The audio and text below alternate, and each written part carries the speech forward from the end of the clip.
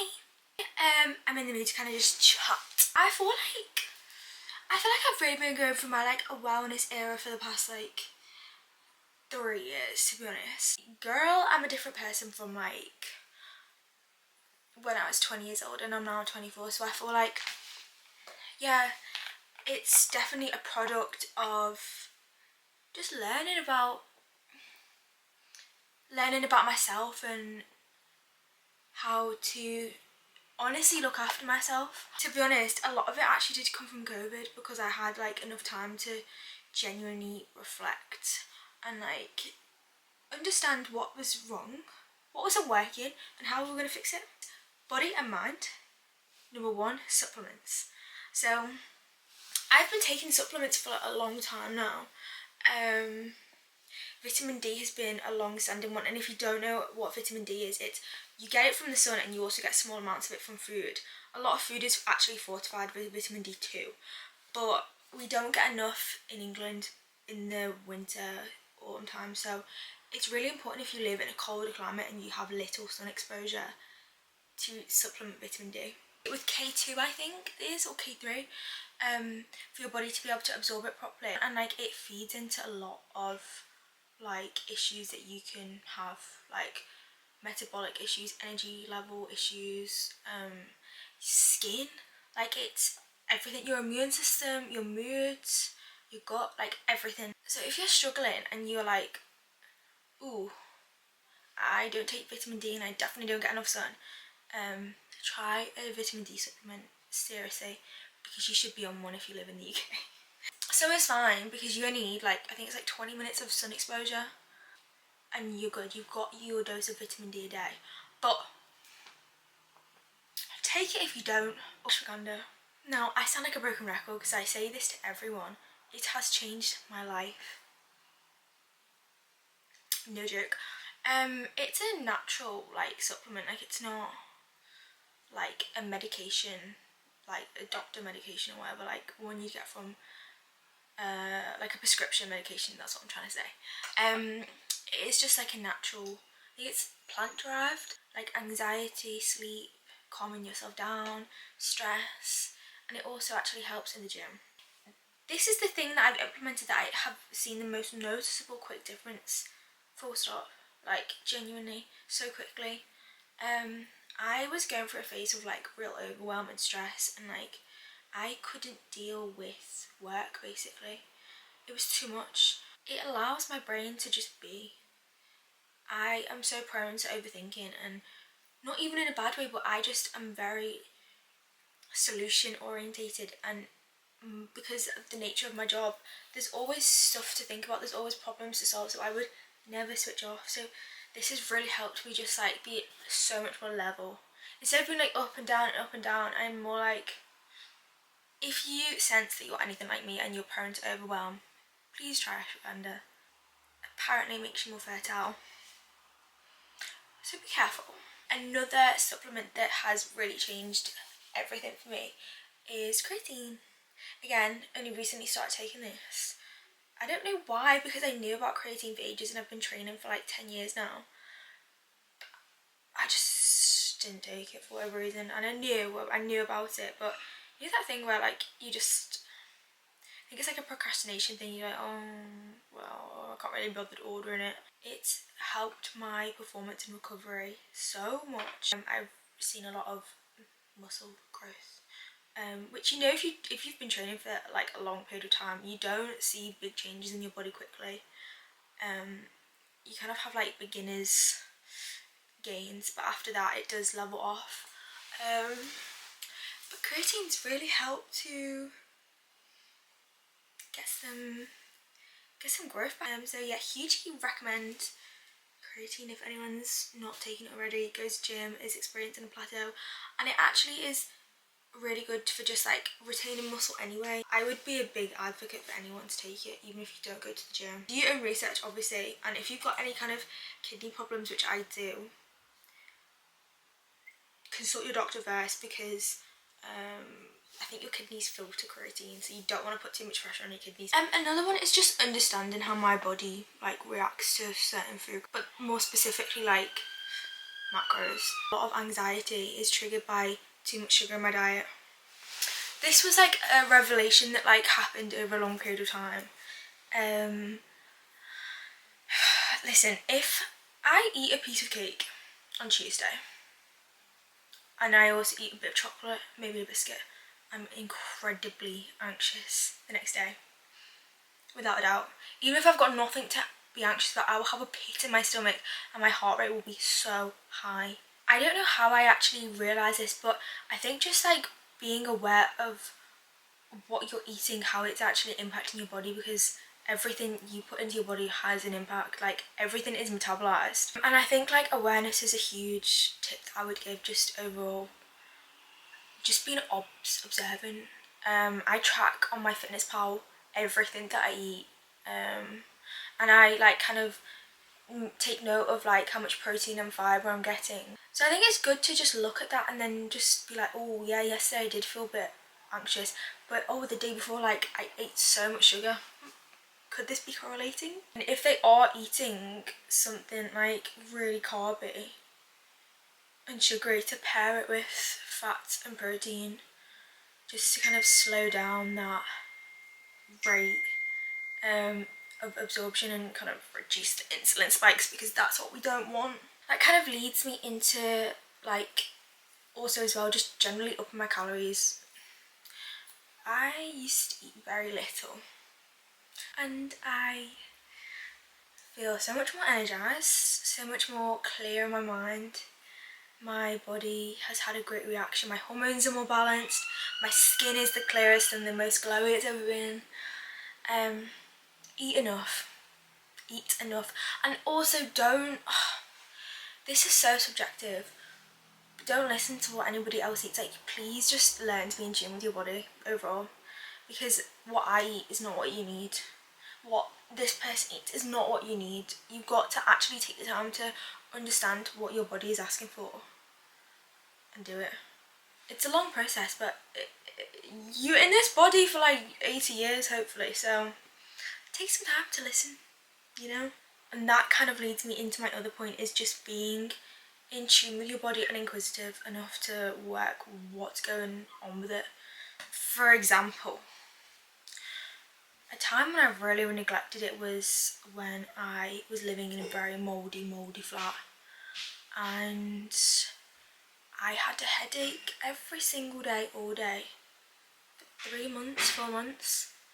I didn't suffer with headaches beforehand, and all of a sudden got these headaches, and I didn't put two and two together that, hey, you're living in black mold.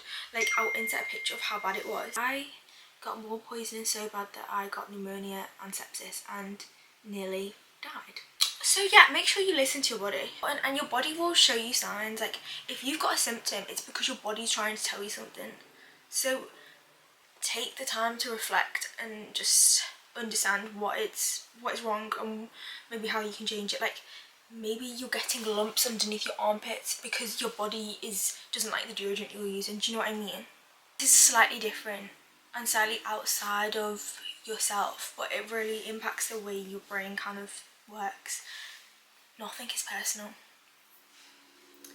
If a lady in the street gives you a really snotty look, maybe she's just had some really bad news. Someone barges past you in the street, maybe it's because they're in a rush, because I don't know, they're late for work, because they slept through their alarm, because they were crying all night, because they just got broke up with. Do you know what I mean? Understanding that the way people treat you is nothing to do with you and it's actually a reflection of their own struggles is so freeing, because I used to take on so much pain because I'd be like, I would never do that to them. I would never treat that person that way, but actually, that's not about you. Detaching yourself from relationships. I don't feel attached to anybody, I'd say, aside from like my parents and my family. And not in a way that I don't love people. Like I love everyone in my life so deeply, but I'm just fine with the fact that one day they might not be in my life. And that's so freeing, because like it means that you actually respect your own boundaries and you don't let people treat you in a way that you shouldn't. Like if someone treats me wrong a few times, I'll be like, okay, it's not working out, let's distance ourselves, instead of like it really hurting me or like upsetting me, I'm like, okay, this relationship's just run its course, and that's okay. I'd actually say this is the most important one for everything I'm about to talk about today. Loving myself. I'd say the main thing that got me to this point was stripping everything back. Every negative experience that I had in my own brain, and stripping it back to where it came from. Everything that you do that's not right, or if you experience negative emotion, it's not because you're not perfect, it's because you are a product of your experiences. And that's not your fault. And you're human, and you're not meant to be perfect. And therefore you gain like respect for yourself, and you give yourself grace. And once you get to the root of all your negative ways of thinking, negative habits, yeah, you have so much more patience with yourself, and you actually realise that it's not your fault. When you stop blaming yourself, you just find peace with yourself, and you find love with yourself, and you have a sense of compassion for yourself. You don't beat yourself up. Once you love yourself, everything changes. The things I'm about to talk about are like skin and hair. They're like just little add-ons, but that is the foundation of it all. There's all these little changes that you can make to your like aesthetic body. Don't mean anything if you actually don't love the inside. Skin. Not overcomplicating my skincare routine and finding products that work, that are simple. Not putting pressure on my skincare routine for it to be this extravagant crazy thing, but instead just finding products that work. So an eye cream that works, moisturiser that works, a toner that works, a face wash that works, and a lip balm. The products that I used I love is Ren eye cream, either Tatcha or Dermalogica exfoliant, like powder, enzyme exfoliant. That's incredible to use like once a week just to get all the dead skin off your skin. I use Tatcha water cream on my face, but also I use like the Nivea soft moisturiser as well. That's great. I use a Morad face wash, that's really brilliant. Again, simple, as in the brand. Love their face wash as well. And Laneige lip balm. Oh, and Ren toner is absolutely incredible. The glow one, I don't know what it's called, but if you literally look up toner, you'll know which one I mean. It's pretty simple. Honestly, the biggest thing I think for your skin is what you put into your body. Now, for me personally, there's 3 elements to this. So it's drinking enough water. I drink a gallon a day, and I know that's a lot, but I do, and I swear by it. It's having enough micronutrients, and it's about having the right macronutrients. So micronutrients, I have like about 10 to 15 servings or plants a day, so that includes like seeds, nuts, fruit, vegetables, because then you'll get like a wide range of micronutrients. Also on top of supplements to make sure that you're getting all the vitamins you need. You'll see the biggest difference in your skin if you actually do that. The other thing is macronutrients. So for me, eating enough healthy fats and a lot of protein is huge. Things is how your skin regenerates. On the topic of regeneration, my downfall is my sleep. I put my hands up, I don't get enough sleep, and I wish I did. That's where your body recovers, that's where your cells regenerate. Another random thing is shaving my face. Now, I don't have a hairy face, like I don't have to worry about hair, to be honest, but taking off that first little like layer of hair helps your skincare absorb so much more, and also just gives you like a smoother base. I just get little like face shavers from Amazon, and gua sha. I suffer from poor lymphatic drainage. Like my legs swell up so easily, and my face also gets really puffy easily, especially when I've not slept properly. So yeah, that is another really good one if you do suffer from puffiness. Do that. It's really easy and quick. Like just put it in your shower, seriously. When you're in the shower, because you need like lubricant on your face. When you're in the shower, just, sculpt the face a little bit. In terms of hair, now I feel like this is one that I get asked all the time. I mean, aside along with skin, but specifically when I had really long hair, because if you didn't know, I had like 12 inches cut off my hair a few months ago to donate to charity. And everyone was like, how would you grow your hair that long? Like, it was down to like my hip bone.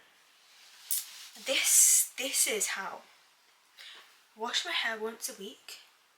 Be incredibly gentle with my hair, as in only brush my hair like once a day. Making sure to not like yank it too much. Not putting a towel in my hair after I've washed it. You know, not wrapping it in a towel. That's so bad for your hair. And also when you brush your hair, like brush it from the bottom. Get the knots out at the bottom and then work your way up instead of like pulling the knots all the way down. Like, that's so damaging.